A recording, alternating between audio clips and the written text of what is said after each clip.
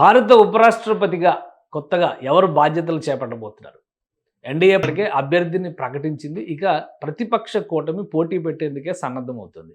ఏకగ్రీవంగా ఈ ఎన్నికను పూర్తి చేసేందుకు ప్రభుత్వం ప్రయత్నిస్తోంది. ఇది సఫలమయ్యేటువంటి అంశమేనా? ముఖ్యంగా సిపి రాధాకృష్ణన్ అభ్యర్థిత్వాన్ని వ్యతిరేకించడానికి విపక్షానికి ఉన్న రీజన్స్ ఏంటి? విశ్లేషించే ప్రయత్నం చేద్దాం. మనతో పాటు సీనియర్ పొలిటీషియన్, బీజేపీ ఆంధ్రప్రదేశ్ శాఖ అధికార ప్రతినిధి పెద్దిరెడ్డి రవికిరణ్ గారు ఉన్నారు. రవికిరణ్ గారు నమస్తే. కేశవ్ గారు, మీకు సుమన్ టీవీ వీక్షకులందరికీ నమస్కారం అండి. రవికిరణ్ గారు, ఉపరాష్ట్రపతి అభ్యర్థి అనూహ్యంగా వచ్చినటువంటి ఎన్నికలు ఇవి. చాలా కాలం తర్వాత ఉప ఎన్నిక, ముందస్తు ఎన్నిక జరగడం అనేది ఆసక్తికరమైంది. కానీ ఎవరు ఊహించలా తమిళనాడుకు చెందినటువంటి రాధాకృష్ణన్ గారిని ఫైనల్ చేస్తారని. మనవాళ్ళు కూడా ఎక్స్పెక్ట్ చేశారు. ఆంధ్రాక, తెలంగాణక ఇట్లాంటివి కూడా చాలా వచ్చినాయి. సో ఏంటి రాధాకృష్ణన్ గారిని ఫైనల్ చేయడానికి ఉన్న స్పెసిఫిక్ రీజన్స్ ఏంటి? ఏకగ్రీవం అనేటువంటి మాట ఆయన్ని ఎంచుకుంటే అమలయ్యేందుకు అవకాశం ఉందా?